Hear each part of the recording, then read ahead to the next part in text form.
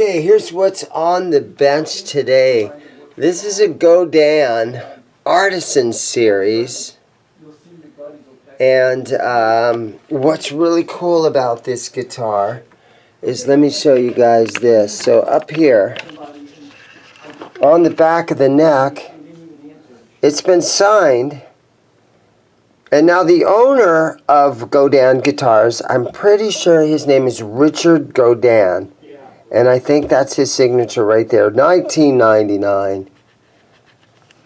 Godin. So he signed this thing. And it's got the Floyd. It's got the dual rail up here in the neck position. And then down here. And it's got the coil split, so you can split the coil here. And but the frets on this thing, these frets have turned brown. So let's get in here and look at this fretboard. And you can see how brown these frets are. So my goal on this video is to shine these babies back up and get them to look nice and pretty again, because every one of these frets has aged. It looks like 100 years. This looks like an antique guitar if you look at just these frets. And I think that this fret wire should clean up. And so let's see what happens here. Let's get started on this Godin Artisan. Alright, so let me put my trem block on here underneath it. Just kind of hold the trem in place.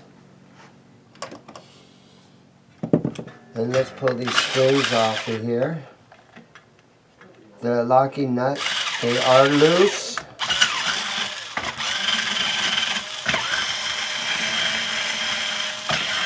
So interesting to see if I can shine up this fret wire. And for some reason, I think I can do it.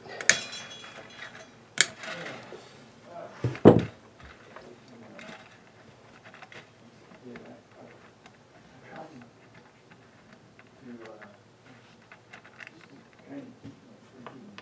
going to set these off to the side here. And I'll leave them in order so we make sure that we put them back on in its proper order.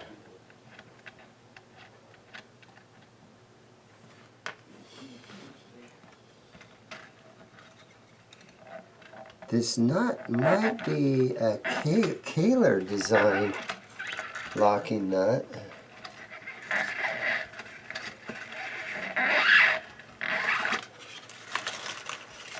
Guys, leave me some comments about Godin guitars. Godin, I think is his proper pronunciation. Leave me comments. Let me know what you guys think. Artisan series, have you guys ever had one of these things? If you got anything to comment about the owner, I believe his name again is Richard.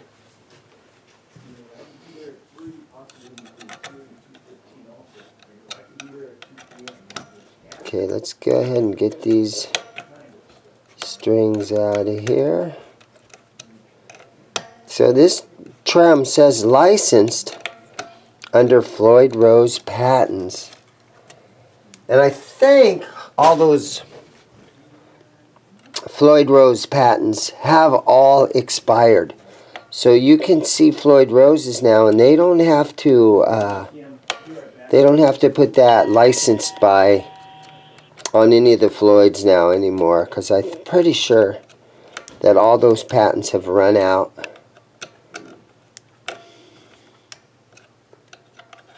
So you're going to see a lot of new guitars that they don't say Floyd, they can say anything on there.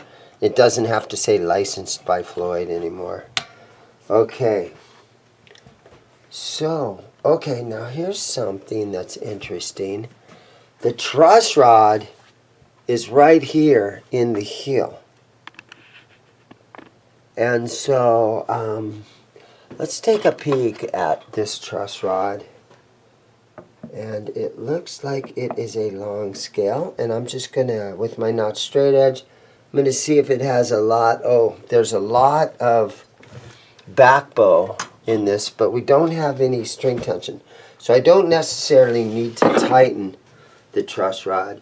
I mean, I'm gonna take the neck off the guitar anyhow, and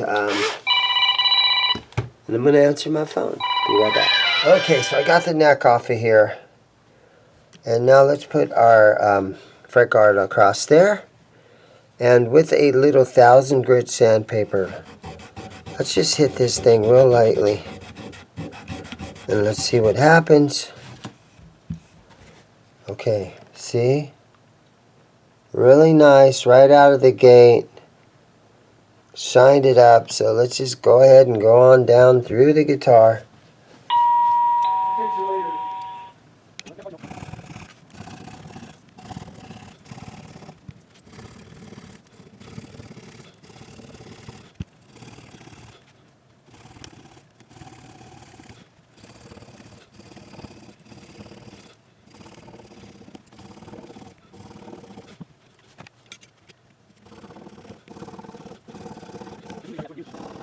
Awesome.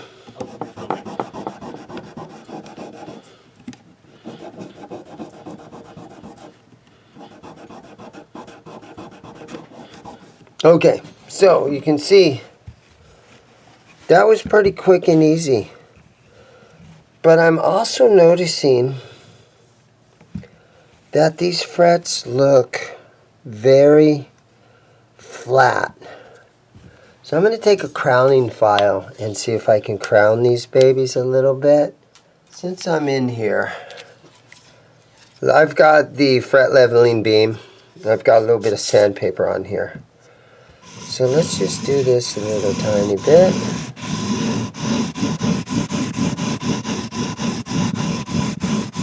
And I think this is just sort of polishing it more than anything.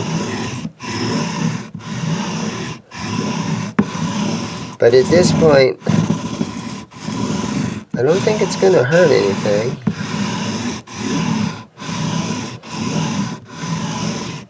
You can start to see a couple little grooves in some of the frets where you're showing some fret wear.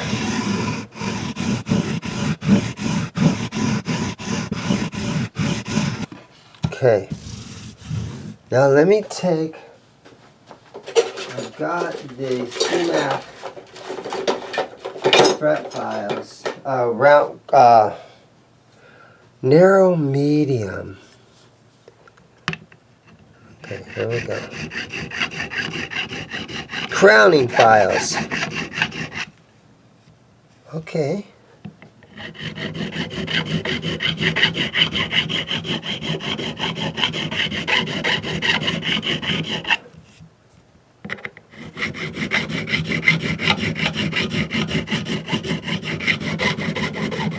It's not biting too much, but I can feel it kind of doing a little bit.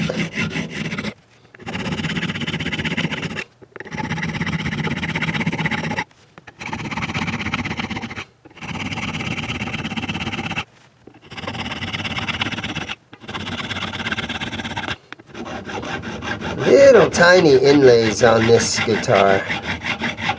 Little tiny dots. It feels like metal, I think. Little tiny metal inlays. That's the front door.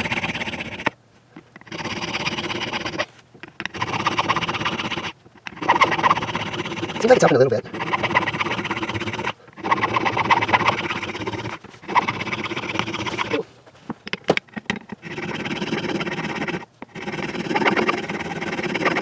Alright, so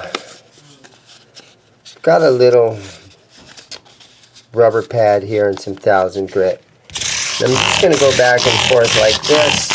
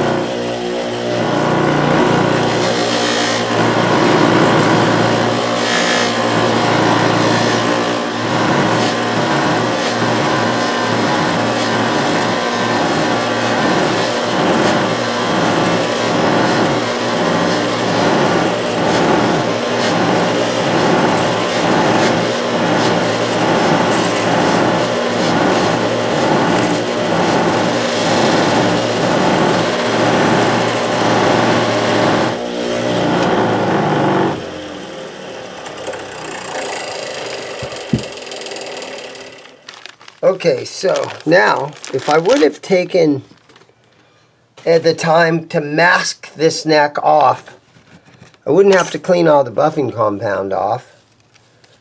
But I did it the other way. Now I'm going to go through here and I'm just going to clean all this buffing compound off of here.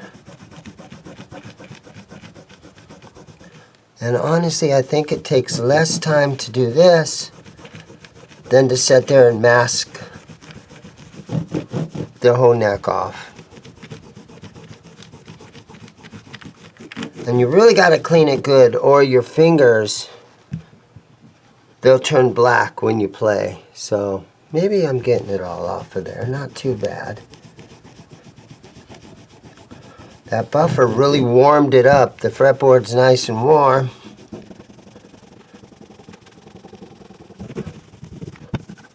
Got a microfiber cloth.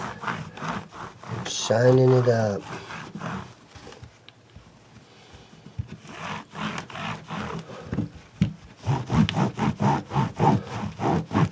All right, now let's go ahead and use a little of this D'Addario lemon oil. There we go. And I will use I'm going to use a paper napkin. Spread this on here.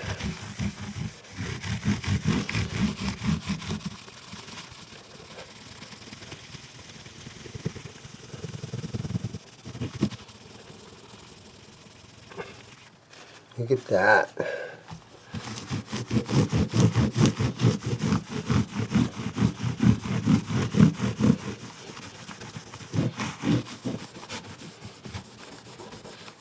Okay.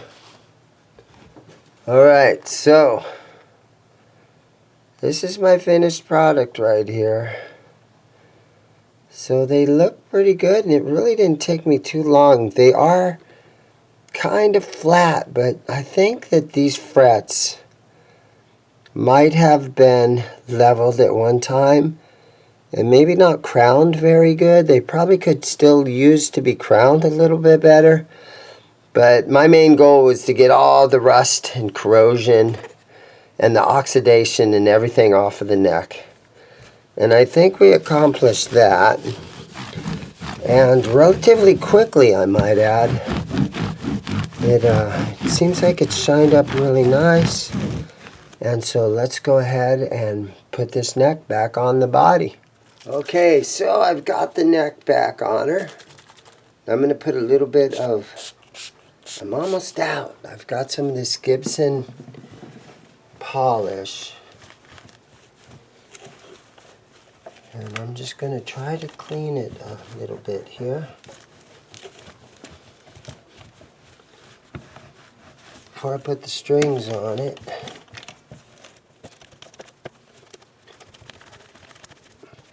A clean guitar is a happy guitar, right?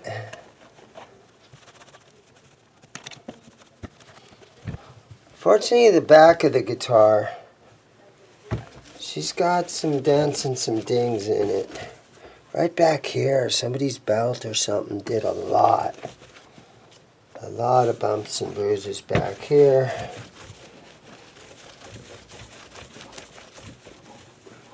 So somebody played this guitar. She was loved. Which means that it's usually the guitars that get played a lot. Those are the good ones.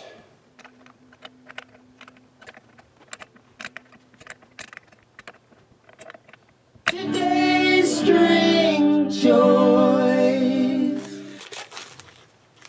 Okay, today's string choice. Ernie Ball's Super Slinky 9 through 42, made in USA, Coachella, California. America's most popular guitar string. 9 through 42s. Yeah, the fretboard turned out real good. Happy with how this thing turned out. It really shined up nicely.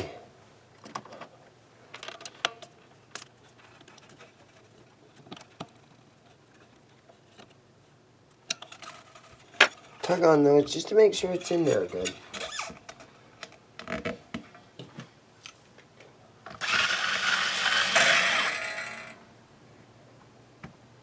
And it's not centered on there very nicely.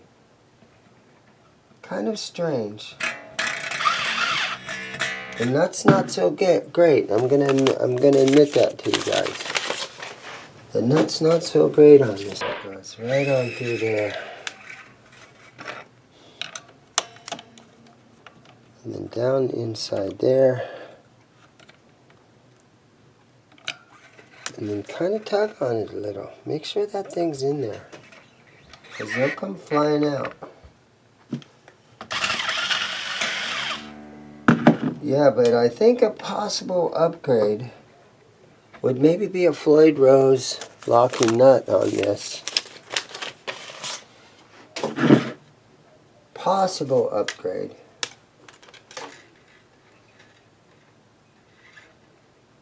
I know guys love doing mods and upgrades on their guitars. Gonna put this so that the string comes straight through here. Make it easier to go through there. There it is, super easy.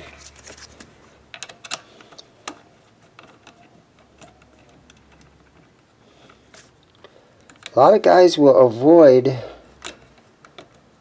changing their guitar strings because it's kind of a pain in the ass, to be honest. A lot of guitar players will still. I know that a lot of guitar players are like, oh my God, I can't believe anybody would take their guitar and just to have it restrung. But I do a lot of restrings, and guys are busy, and they maybe don't have the tools, and they just don't want to deal with it, especially the Floyd Rose stuff. So they bring it in all the time. I get a lot of restrings. But I actually own this guitar. But I do restring videos on customer guitars too. So if any of you guys are in the Phoenix area and you need your guitar strung up, you bring it in. And if you're interested, if you want, you know, you just got to ask me and say, hey, is there a chance that you would do a video on this guitar, my guitar? And I will do that, especially if I think it's a guitar that is kind of interesting and people will want to watch the video. Now, keep in mind though, if you've got a brand new Taylor or something, or a brand new Martin acoustic, nobody watches those videos. So I don't recommend it too much if you bring in a Martin guitar that's brand new or something. Nobody's going to watch that video. It's going to do tough on me. Thanks for coming in, bro. But if it's some sort of strange, you know, my videos are all these guitars. They're all 20-year-old guitars. And those are what I get the most views on, are the older, stranger guitars, you know, like a Godin or something. People, hopefully somebody will watch this video, right?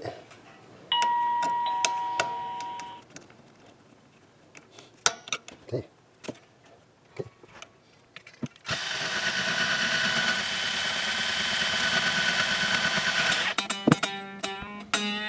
Some of the videos that do the best for me are the very inexpensive, you know, Goodwill guitar rescues, stuff like that, because the guitars that are obtainable for a couple $100, or even if you find something at a Goodwill for $40 and you put it back together, those videos usually do pretty good for me because it's an obtainable guitar that you don't have to break the bank to get your hands on. And I've noticed that the inexpensive guitars. People watch those videos more often. The cheapest guitar on Amazon kind of a video, right? So let's see here.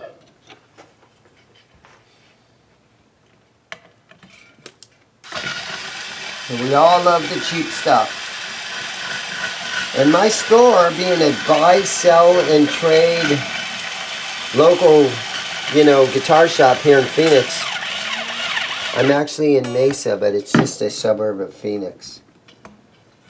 And most of my best views, most viewed videos are the cheap stuff.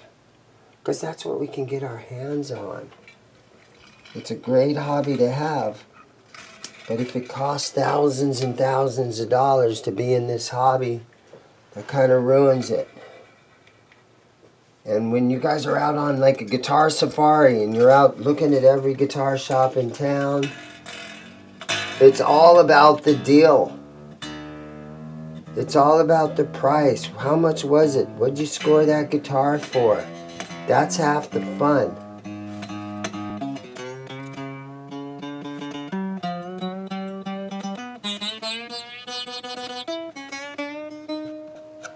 Okay, trem block out of the way now, and I'm going to kind of squeeze this E-string a little bit. There we go. Snug these babies down a little bit. There we go. Not too tight, just a little tiny bit. This looks nice right here, the cutout. That looks nice right there. I like that. Full floating.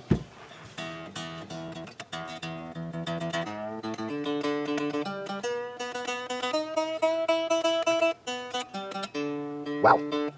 This thing is like in tune already. Right out of the gate. I don't think I'm going to have to adjust those springs. Trem's laying, it's up a little bit. I could maybe snug them down a little. Okay, let's just throw it up on my knee and see how it feels.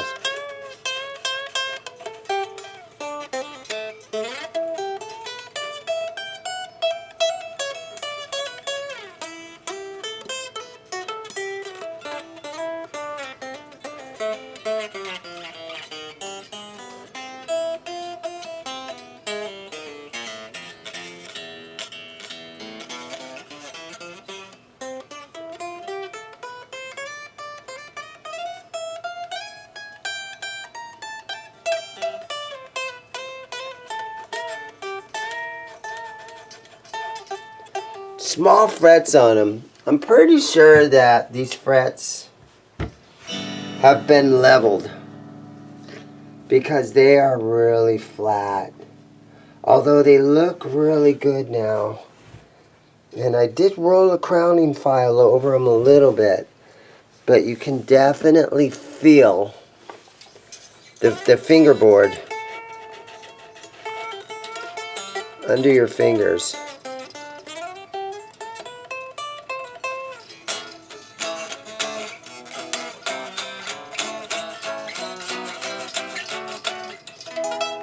Yeah, so if you're a guy that wants the big jumbo frets,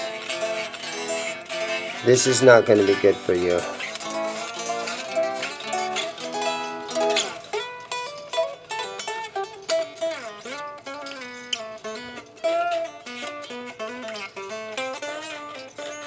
Because you can feel the fretboard.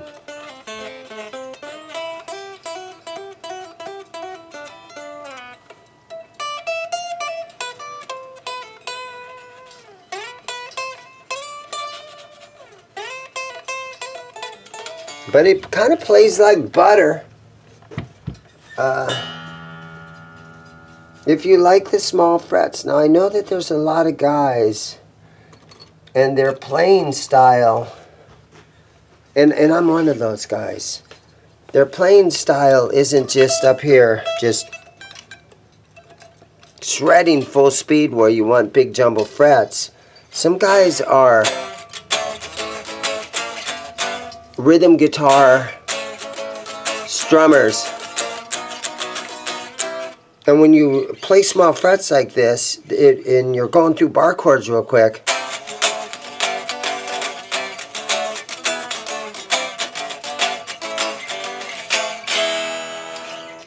then the frets don't slow you down. I've been on some guitars and you're just trying to play through chords.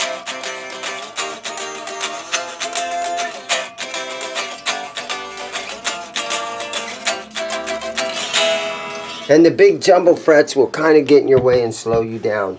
This is a great guitar for a rhythm guitar player that wants to blast through his bar chords fast. That's my opinion. I'm sticking to it. I'm going to go up here and cut these off. Haven't really stretched the strings out yet. Could probably tighten up the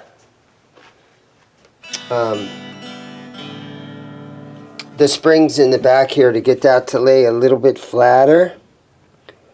Let's take another look at the neck. Let's see if this string tension has brought that back bow down a little bit. No, not really. It's got a lot of back bow in it still. So if you got in here and loosened the truss rod, and I had the neck off, but I thought it'd be fine. If we put 10 gauge strings on this, it would probably bring it back this way a little bit. It's missing the whammy bar. Let me look in my drawer of whammy bars.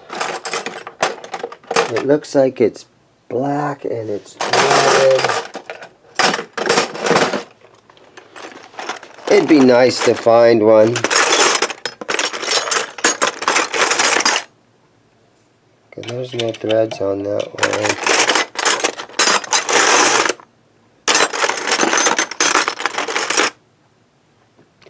There's a white one. That would go in. But I really need a black one. Now, a lot of you guys, you'll send me your old used parts, and I really appreciate that. I know a lot of guys will end up having extra parts, and they're like, oh man, I'm never going to use these. Let's just send them to Zim. And a lot of you guys have done that, and I really appreciate that when that happens. Okay, this one's chrome. It does have a black tip on it. The whole thing is moving inside there. There it is. It's kind of a cool guitar. And one thing that I think is really neat about it is it's got Godin's Richard, I think that's an R, Godin written on there. Let me put the camera over this way so we can take a better look at this guy's signature. There it is. Richard Godin, 1999. I don't know if he looked at this as far as quality control. I don't know if he was hands-on in building this one. I just don't know. But I think it's super cool that it's signed. Okay, so there you guys go. It's my Godin Artisan. And it's all set up and it's ready to sell. Thank you guys for watching. And you guys all know the catchphrase, go buy a guitar. See you in the next video.